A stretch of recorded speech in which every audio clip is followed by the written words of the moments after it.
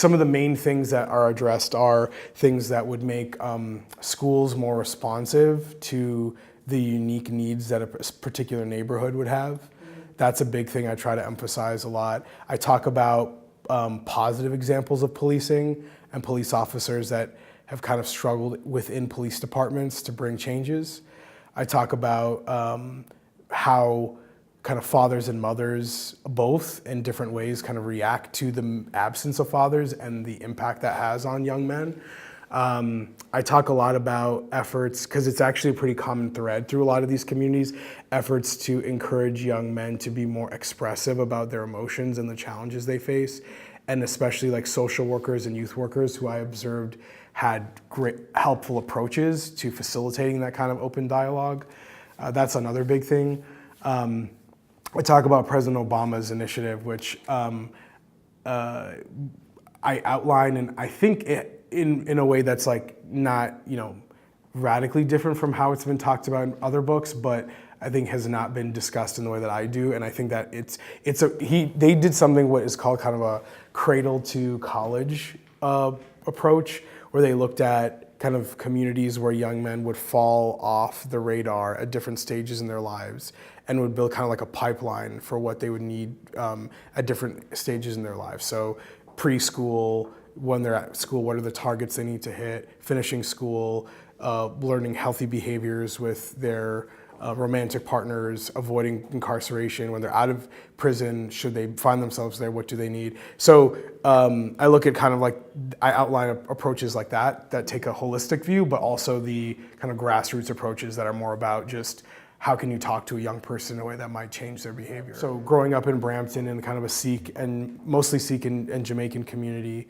I talk about experiences with local police officers. I talk about the school system here a bit. I talk about Deputy Chief Peter Slowly, who I don't know if you recall, but he was up for possibly being appointed police chief 2 years ago now, and was not, someone else was chosen, our current police chief, Mark Saunders. But I talk a lot about his experience trying to reform policing from the inside, and kind of how when, kind of him meeting activists outside of the police department and the differences and similarities between what they tried to accomplish. I talk about Black Lives Matter, and particularly in the Toronto context, and kind of the what I would describe as kind of less than helpful impact I think they've had on efforts to reform policing in the city. So there's a lot of it is Canadian. I talk about the York University, Humber College, they're the two places I went to here. And I talk about my experiences there and how faculty there kind of became one of the difference makers in my life, and the approach to teaching me that they had, which I think is particularly important to what you asked about the kind of solutions piece of it. So what was especially helpful was there's a professor named Andrea Davis who still teaches at York University, and she taught a kind of Black history and culture course. And what was most helpful for me in terms of her approach as a faculty member was that she would encourage me to bring the stuff into the class discussions that I would be seeing in my outside of school life.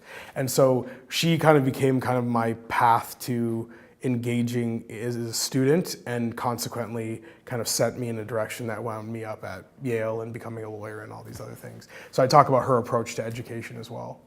Yeah. So it's actually a good segue into speaking topics and audiences, because I think it's like ultimately solutions or tactics or things that people are one of the things people are hoping to get from a talk. Yeah. And so obviously education, I mean, to me is like teachers' conferences, school boards, those types of anything education related seems like a more than obvious fit. Like to me, it's like you should be speaking to every teachers' conference and school board in the country, because I think that, maybe more than any other group, it seems to me, they're the ones who, probably gain a lot of inspiration. I know from friends of mine who are teachers, sometimes they think, like, does any of this matter? Like, am I having an impact? And so, just to hear from your own experiences, and thanks. So definitely, campus. So most of my focus on that has been on like government responses to it, and largely on kind of criminal justice elements of it. So there are like there's like the supply side of the opioid problem, which is where you have things like, you know, prescription guidelines for physicians and manufacturing.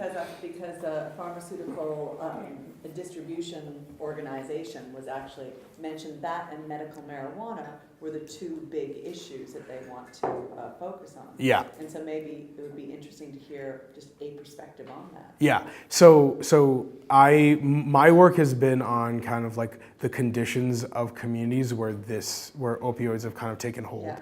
So Ohio has the highest death toll of any state because of opioid abuse, and lost over 3,500 people last year to accidental overdoses.